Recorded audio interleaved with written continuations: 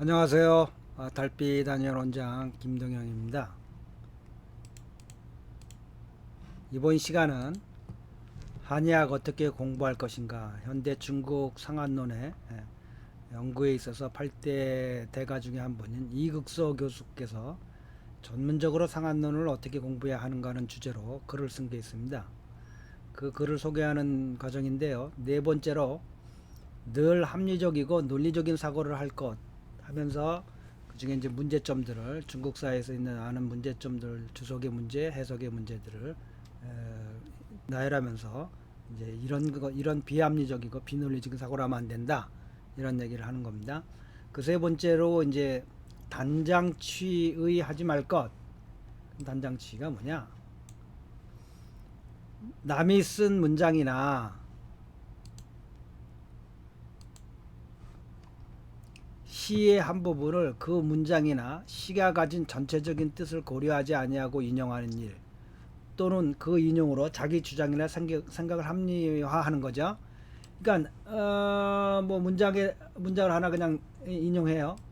인용해 가지고는 하는데 그 문장의 그 전체적인 뜻은 관계없이 자기의 논리를 합리화시키는 것에 갖다 쓰는, 그래서 그 왜곡하는 이와 같은 현상들이 주석에도 있다는 겁니다. 그래서 우리가 그 구체적인 예를 한번 살펴보도록 하죠.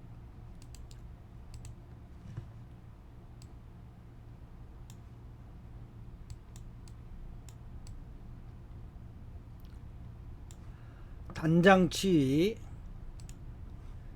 앞에서 이미 강의를 했어요. 무한 땀이 없으면 계지탕을 쓸 수 없다는 것도, 이것도 그것도 단편적인 사고방식이다. 또한 땀이 없으면 백호탕을 못 쓴다고 한다. 이게 모두가 단장치한 현상들이다. 자, 지금 한 예를 들어봅시다.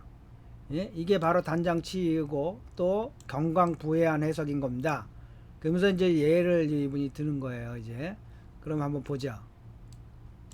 28조에 보면 계지탕을 복용하거나 혹은 하제를 복용한 후에 그 사람의 환자의 증상에 여전히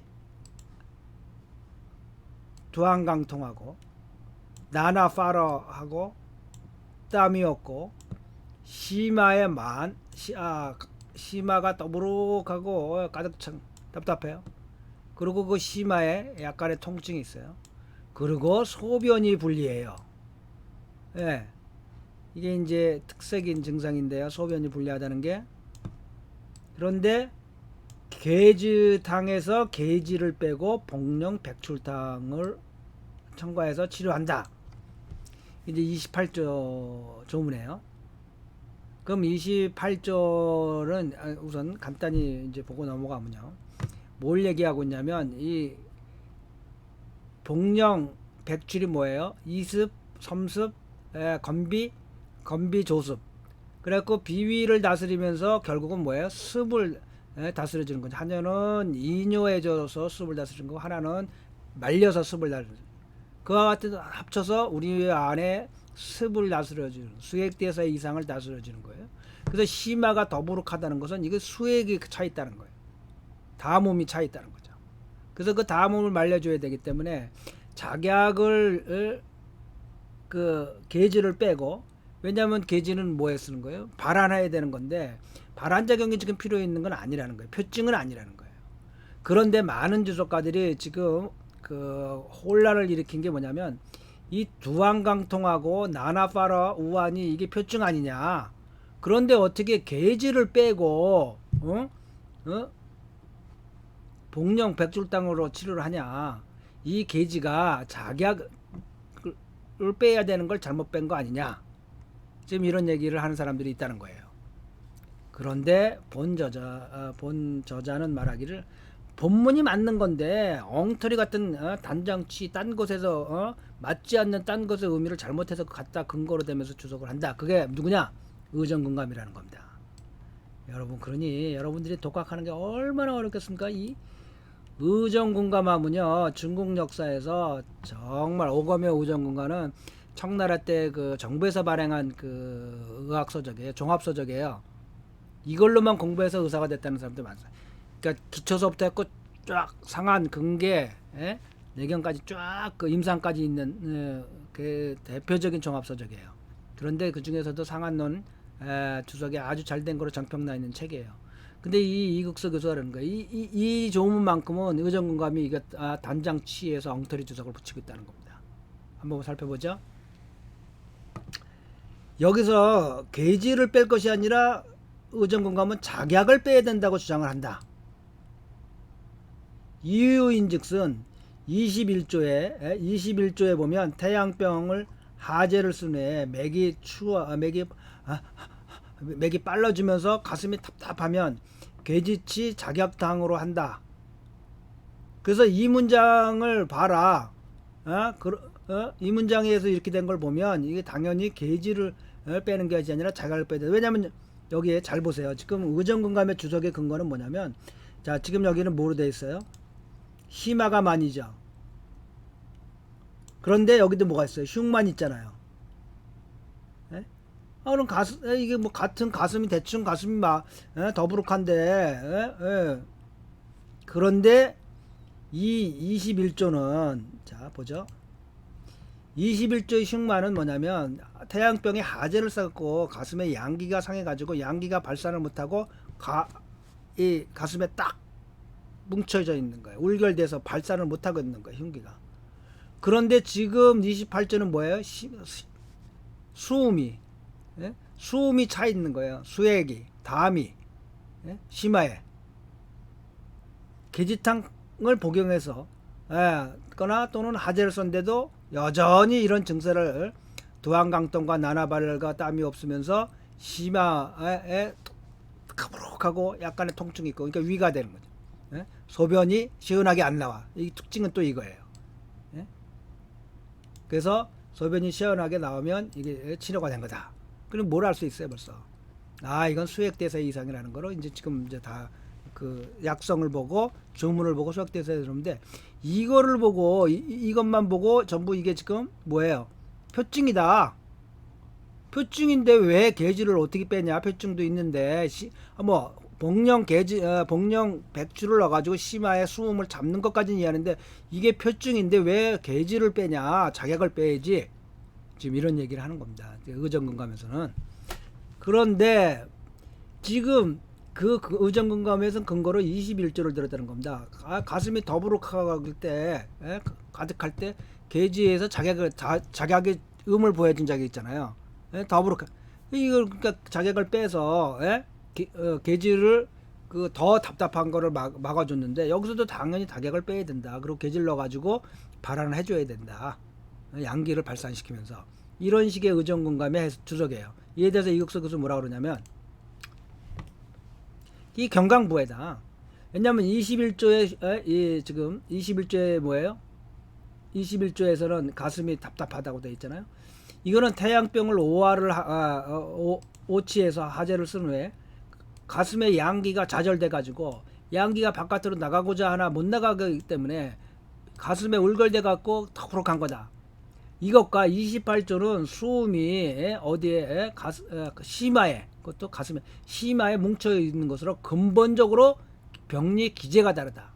어떻게 21조 흉만과 28조의 심화만 똑같다고 보냐? 21조의 가슴이 더부룩한 거하고 28조에서 심화가 더부룩한 거하고는 결코 같을 수가 없다. 그러니까 어떻게 21조를 들어서 28조의 주석의 근거로 갖다 대냐? 그것도 문장을 고쳐가면서 이런 얘기 하는 겁니다, 지금.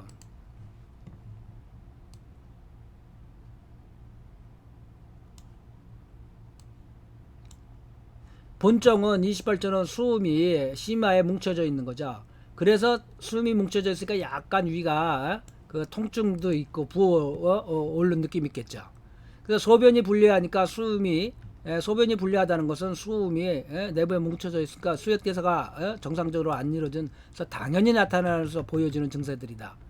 심화가 말한 것은 뭐를 나타내냐면 제시 수음이 뭉쳐 있다는 것을 부위를 나타내는 거고, 심화는 이렇게 병의 성질과 성질을 정하고 위치를 정하고 난 후에 다시 분석을 해보자. 그럼 지금 문제가 되는 게 나나 파러, 나나 파러하고 투항강통의 빅리가 그럼 뭐냐? 이게 표증이냐? 그럼 이게 문제가 돼서 사람들이 주석을 표증에 게지를 넣어야 된다고 생각했던 건데, 자, 부야 어찌엔딴더빠 나나 파러 토지항 등 그냥 간단하게 나나 파러하고 투항강통은 많은 사람들이 그냥 태양 표증이라고 본 것의 문제라 간단하게.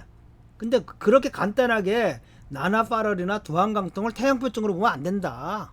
이런 얘기예요. 이분 얘기는. 왜 그러냐면 수음이 안에서 지금 심화에 뭉쳐져 있어요. 그래서 내 안에가 그 위가 좀 부어 있겠죠. 그래서 뭐에 영향을 줬어요? 연기와 위기의 불화가 돼갖고 또한 이렇기 때문에 그 수음이 뭉쳐 있으면 어떻게 열도 날 수 있죠 몸에서. 경의 기운이 잘 돌지를 못하니까. 그래서 발열이 있어요.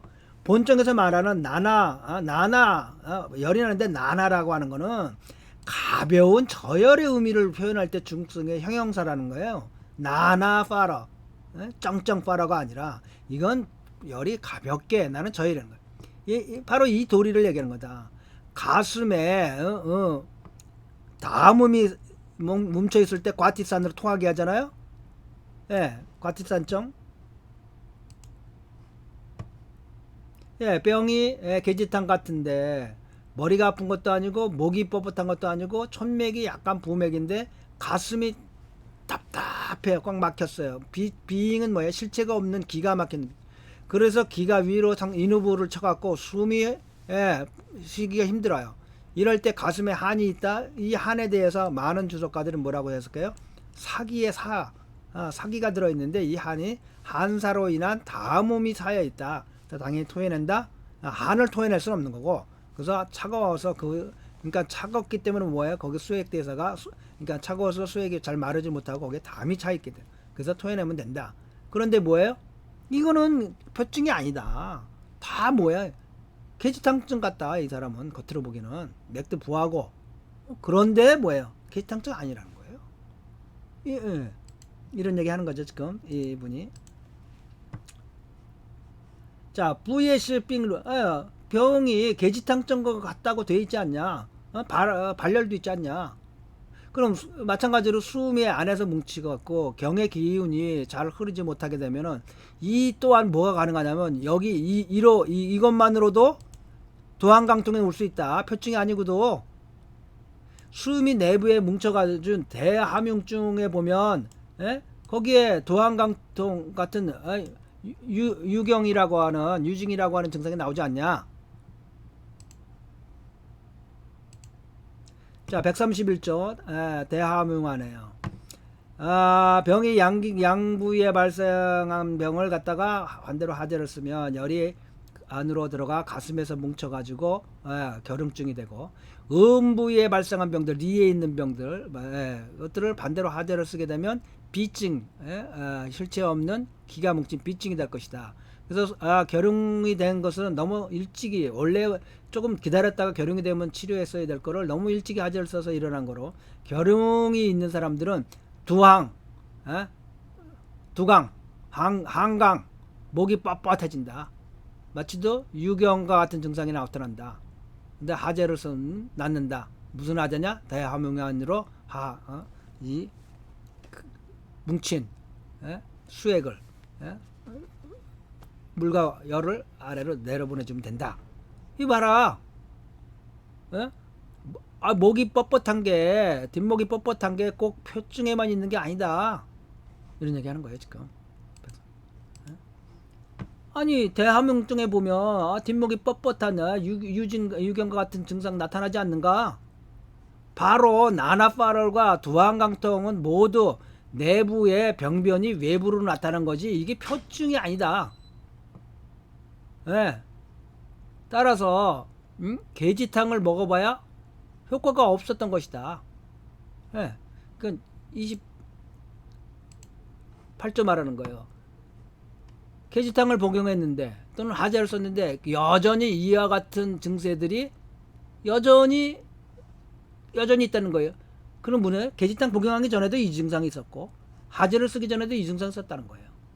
근데 이 증상들이 계지탕 복용에 아무런 의미가 없다는 얘기야. 그러니까 그걸 뭐예요? 계지탕증이 아니라는 거고 하재를 쓸 실증도 아니라는 거예요. 리실증도 양명실증도 아니었다는 거예요. 그러니까 조심하라는 거죠. 근데 왜 여기다 이제 얘기를 하는 거예요? 아이고.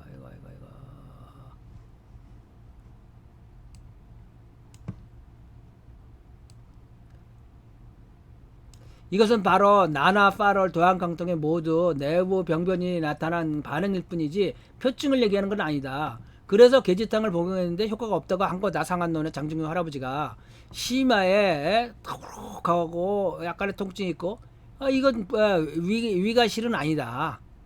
이게 불수 위자실.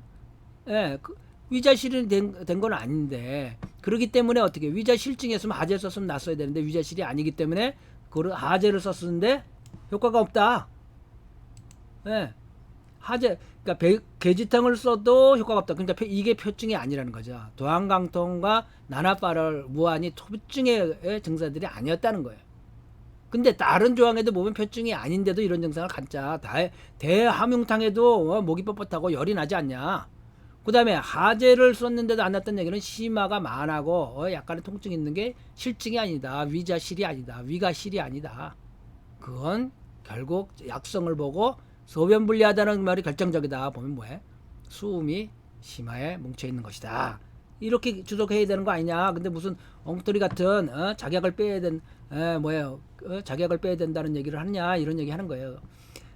그래서 계지탕을 복용하거나 하재를 쓴 것은 가설의 의미다 했는데 등. 그래서 이렇게 가설을 썼는데 또한 거기다 뭐라고 얘기했냐 마지막에 소변 분리하다는 증상을 썼잖냐. 그래서 우리에게 알려주는 거다. 일체 증상이 뭐예요? 수액 대사 이상으로 났다는 것을 고려하게 만들어주고 마지막에 결정적으로 딱 소변 분리다. 장진과 할아버지가 내는 거야. 이 병들이 표증 계지탕증 같기도 하고 위가실증에 양명병증 같기도 하지만 마지막에 소변분리 딱 넣으면서 뭐예요? 그래서 계지탕을 복용해도 안 났고 하재를 써도 안 났다는 말을 이해해라. 장진관업이 쓴 거라. 그래서 마지막에 소변분리로 증세를 딱 잡아주고 수액의 문제다. 수음이 차있다. 그래서 약성을 봐라. 계지에서 계지를 빼고 복령 백추를 넣어가지고 습을 잡아주는 수액대사를 뭉쳐있는 수액을 잡아주는 그런 약을 쓴 거다. 루거 부시저약 만약 이렇지 않다면 단지 병자가 심화가 더부룩하다라고 한 호소를 했다면 바로 뿌자 분식 그리고 분석을 더 붙여서 하지 않고 가슴이 답답하니까 흉만자 그 자격이라고 빤라에 그런 식으로 이런 얘기예요. 해석을 한 것은 이 바로 경광부회한 해석이고 이것이 바로 단장치의 대표적인 현상이다. 의정공감이 버린 그냥 가슴이 답답하니까 21조에 가슴이 답답하면 계지탕에서 작약을 뺀다는 것을 보고는 가슴 아래가 답답한 것을 갖다가 심화가 답답한 걸 갖고 수액이 차 있는 걸 갖다가 그래서 계지가 필요 없는 걸 갖다가 계지를 넣고 표증인 줄 알고 작약을 넣었다. 21조를 단장 치해가지고 여기에다 근거를 갖다는 거다. 전체 의미를 모르고. 그래서 경경부회이기도 하고 단장 치이기도 한 대표적인 예다. 지금 이렇게 얘기를 하는 겁니다. 그러니 여러분들이 독학한다는 게 얼마나 어렵겠어요. 의정공감하면 대표적으로 유명한 책이에요. 상한주석에 있어서. 그런데 이분 얘기하잖아요. 연락없이 100% 엉터리 같은 얘기 하고 있는 거다. 의정공감에서.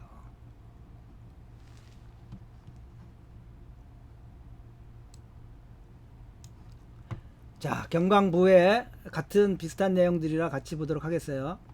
그래서 더군다나 태양병인데 이걸 소양병으로 주석하는 사람들도 있다. 태양병을 갖다가 참 이건 진짜 이거는 무슨 단장치기도 아니고 억지 해석을 해도 이런 억지 해석이 없다. 주석가 중에 예를 들면 27조에 뭐라고 됐냐면 태양병을 얻은지 8, 9일 된에서 학질, 뇌주황, 학질과 같이 학질이 뭐예요? 더웠다 추웠다는 거죠. 발열 오한하고 열이 많고 추위가 적으면 어떻게 됐어요? 이건 게마, 각반탕, 예? 또는 뭐 게알, 뭐 마일탕 등, 뭐 위에비탕 등 여러 가지 이제 이런 학질 조항에 같은 게 나타나죠. 그런데 이거를 어떤 주석가들은 이 학질 같은 발열 오한이 있다는 것을 갖고 왕로 한내로 봐갖고 왕래 한열로 봐가지고는 발열 오한이 태양병의 전형적인 열의 표현인 것을 모르고 한로 왕래로 소양병의 열증이라는 걸 모르고 그리고 만약에 진짜로 한로 왕래라고 만약에 이 여기 장정경 할아버지 27째 표현한 게 한로 왕래라고 하면 왜 그런 소시오탕 안 줬냐는 거예요. 이게 발열 오한이 만약에 러일도 한사오 진짜 한로 왕래로 했으면 당연히 소시오탕 줘야지. 상한중풍에 시호증이 있어요. 부시오단제니정 상한중풍에 보면 거기 시호탕증이 쭉 나오잖아요. 거기서 소시오탕이 제일 먼저 나오죠. 그러면 뭐라 그래요? 한 가지 증세만 보이면 주라고 돼 있죠. 근데 왜 소시오탕 안 주고 게즈망 각반탕을 줬는가? 이 27도가 게즈망 각반탕이거든요. 부시가 이게 바로 뭘 얘기하는 거냐? 환로 악내가 아니라는 걸 얘기하는 거다. 태양병이 아니라는 걸 얘기하는 거다. 이걸로 누에주왕 학질 같은 증상이라고 해서 수어 한러가 간헐기를 갖고 나타난다는 거다. 단 발열 오한의 태양병이 학질 같다고 하는 것은 간헐기가 지나고 난 뒤에는 발열과 오한이 동시에 열은 나는데 추워요. 동시에 보인다. 한로 황래의 누에주왕은 간헐기가 지나고 난 후에도 오한 날 때는 오한만 나고 발열 안 해요. 발열이 날 때는 열만 나지 오한 없어. 이게 이제 학질의 특징이에요. 열이 확 나면 어떻게 할지는 못해. 그리고 지내다가는 또 막 추워요. 그럼 왜 그러냐면 학질균이 뭐예요? 그 혈액세포를 터트리고 나올 때 그냥 엄청 추운 거예요. 그러니까 같이 동시에 안 나타난다. 이 양자는 기본적으로 같을 수가 없는 다른 것이다. 발열 오한과 한로왕래는 소위 발열 오한이 누에주왕 같다고 하는 것은 한로왕래로 보는 것은 이건 임상을 전혀 해보지 않은 의사가 자기 머릿속에서 공리공론하면서 실제 임상에 벗어난 얘기를 하는 거다. 이게 경광보의 대표적인 해석이다. 이런 얘기하는 거. 또 부분적인 부분적인 이론을 갖고 전체를 개괄하려고 한다. 아니면 어떤 특수 상황에서만 이루어지는 것을 보편적인 상황으로 해석을 하는 겁니다. 예를 들면 삼승기탕 있죠? 조이승기탕, 소승기탕, 대승기탕. 어떤 사람은 이걸 강의를 하길 뭐라 하냐면 이 비증 더부룩한 거죠. 만증 가득 찬 거죠. 비는 그냥 답답하게 막혀 있는 기가 막 건조한 거죠. 실이 있죠. 딱딱한 게 있죠. 이걸 대승기탕을 이런 5가지 증세를 다 갖고 있으면 대승기탕의 표준으로 삼는다. 그리고 이 비증이 있고 실증이 있고 만만 있으면 이건 소승기탕의 표준이다. 이 조증 있고 실하고 견고하면 이건 조이승기탕의 표준. 왜냐하면 여기 이 두 개 차이가 뭐예요? 망초가 있고 없거든요. 망초가 망초를 넣으면 그냥 다 부들부들해져요. 왜 그러냐? 망초 짠 약이거든요. 짠 건 어떻게 해요? 다 부들부들하게 버려요. 빳빳한 배추에다 그냥 소금 뿌리면 그 순간에 어떻게 돼요? 부들부들해져요. 왜? 소금 때문에 물을 뺏어나니까. 소금. 이렇게 약물로 대왕은 실을 사하고 여기 보세요. 이제 대왕은 실을 사하는 거고 호박은 가득한 걸 사라고 지실은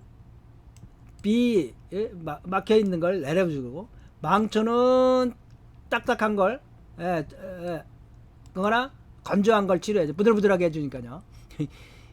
실제는 이렇게들 써요. 근데 이걸로 삼순기탕을 쓰는 방법을 이걸로 해결적 기계적으로 봐서는 안 된다는 거 이분 얘기하는 거예요.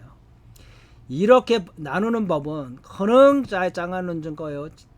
각각 상하는 중에 각각 그 상응하는 조문이 있어요. 이거는 미엔창 장더 꼬치 너무 억지 해석으로 넘어가는 거예요. 단 만약 삼승기탕의 응용의 총례 원칙으로 삼는다면 이건 정말 교조적일 뿐만 아니라 이렇게 기계적으로 하는 건 정말 기계적일 뿐만 아니라 짱부통 통하지도 않는다. 이치가. 자, 이분이 얘기하는 거예요. 시원 이걸 물어봅시다. 우리 피와 만, 짜오와 견, 임상성 어떻게 구분합니까? 칵 치고 들어오는 거예요. 그러니까 가슴이 콱 막히는 거죠. 선문답에 스승이 제자에게 물은 가슴이 콱. 개에게 불성이 있어 없어? 없다고 해도 축정으로 맞고 있다고 해도 축정으로 맞고. 病리 이 실이라고 한 것은 병리상 실증과 허증의 의미에서 실이고 그런 실체가 있다. 비증이라고 하는 거 비와 만은 이 증상을 나타내는 단지 자각증 증상도 있고 타각 다른 의사가 지각할 수 있는 증상도 있고 조와 견이라고 하는 객관적인데 이건 자각 증세는 아니에요.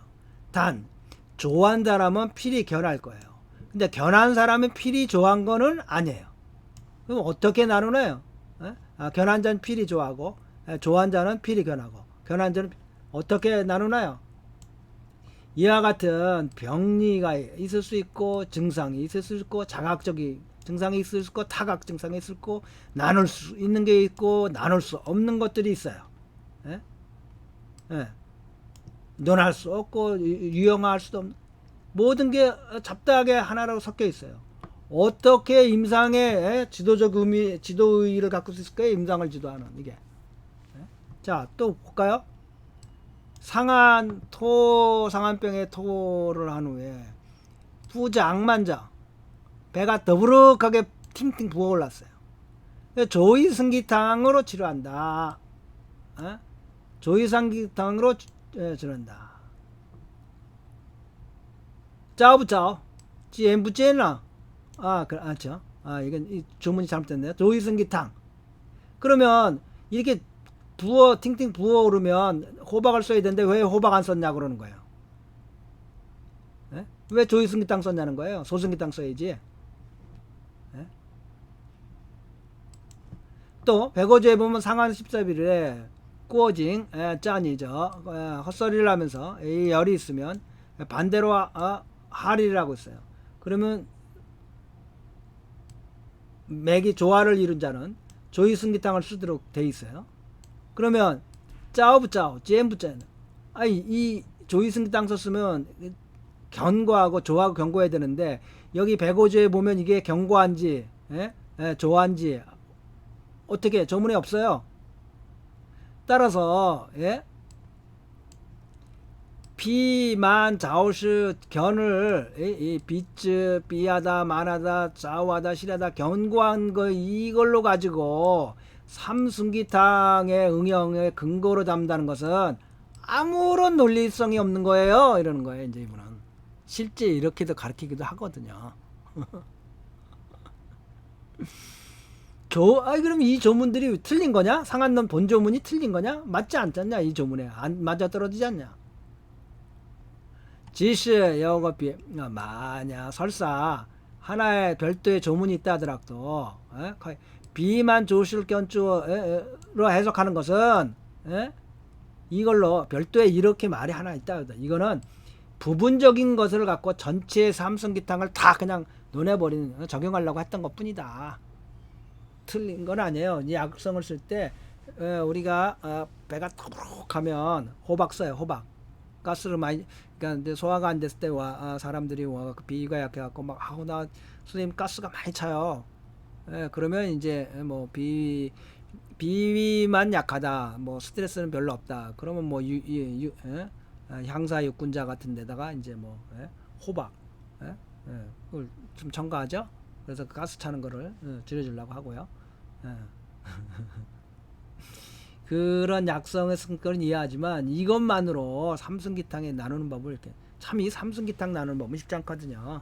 그러니까 임상의 경험과 경중을 잘 따져서 그때 해야 되는데 이렇게 기계적인 교조주의적인 이런 해석해서는 안 된다. 이런 게 예를 드신 거죠. 이육수 교수님께서. 그래서 이제 참 이 공부라는 게 뭐 어떻겠어요. 그러니까 그 중심에 뭐가 있냐. 우리가 중심에 그러니까 중국 교과서를 기본으로 우선 기본적인 원문의 정확한 이해와 기재의 해석, 뭐 남경중의학원이나 또는 뭐 이조재 선생님의 주석들이 비교적 무난하게 합리적으로 그러니까 뭐라 그래요? 고대 주석서를 그냥 보지 마라. 저 본과 1학년 학생인가요? 저에게 질문을 했어요. 유튜브에다. 원병조문을 보는데 도저히 이해가 안 된다고 그래서 그거말로 우스운 얘기죠. 상한도 이해 못했는데 원병은 어떻게 봐요? 그런 거 제가 대학교 1학년 때 해겔의 철학 강요를 붙잡고 늘어졌던 거랑 비슷한 거죠. 아무 의미 없는 짓이고 예, 시간 낭비고 에너지 낭비죠. 정렬 낭비고 언젠가는 원병정변을 이제 강의가 될 거예요. 다 끝나면 제가 죽기 전에 볼 수 있으면 좋겠어요. 그래서 그 상한을 진정으로 이해하면 근계와 상한을 이해하고 나면 상제내경을 이해하고 한의학이 무엇인가를 이해하면 원병조문이 그대로 보일 거예요. 그때 되면 어려워서가 아니라 패러다임을 이해 못하는 거예요. 지금 여러분들이 한의학의 패러다임 자체를. 그래서 이게 사조까지 가면 좀 길어질 것 같아서요. 오늘은 여기서 끝내도록 하겠습니다. 정통의 한의학을 아주 체계적으로 배울 수 있는 달빛 유튜브 한의과작이라고 한번 생각해 봤어요. 그걸 준비하고 있습니다. 그래서 달빛닷컴을 개편하고 있고요. 그래서 제가 남은 삶 동안에 이 한의학이라고 하는 한국 땅에서 최초로 중국에서 전통적으로 축적되고 발전되어 온 한의학에 체계적으로 배울 수 있는 뭐 자격증은 줄 수도 없지만 그런 체계적으로 배울 수 있는 학문의 한 범주를 저 개인적으로 죽을 때까지 해볼 생각입니다. 그리고 한의학 각 과목별로 뭐 각자가 유튜브에 올린 강의를 올리고 있다면 뭐 이 한의과 대학 내에 달빛닷컴 내로 저희가 링크를 시킬 수가 있습니다. 그러니까 같이 하실 분들은 자기가 강의를 자기 이름으로 유튜브 강의를 하시고 그 연락을 주시면 저희가 심사해 가지고 그 달빛닷컴의 한의과 대학 속으로 각 과목별로 링크를 시켜서 많은 분들이 체계적으로 배울 수 있는데 도움을 줄 수 있을 겁니다. 그래서 뭐 그 이와 같은 유튜브 강의를 생각하거나 하시고 있거나 이미 하신 분들은 연락을 주시면 그 내용을 제가 검토해 가지고 저에게 어떤 얘기 되는 것도 아니고요. 그대로 유튜브 내용을 링크해서 달빛닷컴에서 전체적으로 올려줄 생각이 하고 있습니다. 따라서 이와 같은 저희 생각에 같이 하시는 분들, 뜻 있는 분들은 함께 하시고요. 그러면 얼마든지 같이 해서 우리 한국 사회의 한의학이라고 하는 그동안 기존에 왜곡되고 잘못되고 잘 알려지지 않았던 내용들을 전체적으로 중국에서의 그 방향과 맞춰서 어떻게 갈 수 있는지, 어떻게 가야 되는 건지 제가 일생 동안 남은 삶을 전부 다 이곳에 투여해 가지고 한의학의 새로운 기틀을 잡는데 조그마한 도움이라도 됐으면 하는 생각입니다. 그리고 많은 분들이 이제 뭐 요즘엔 일찍 은퇴를 하시는데요.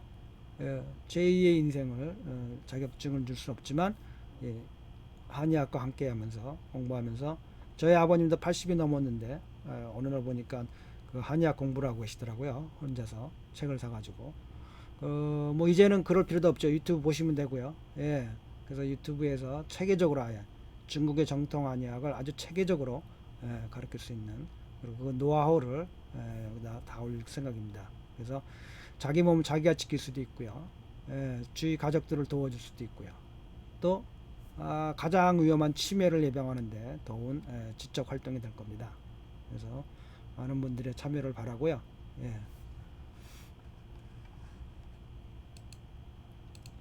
자, 뭐 구독과 좋아요 눌러주시면 여러분들이 저에게 큰 도움이 됩니다.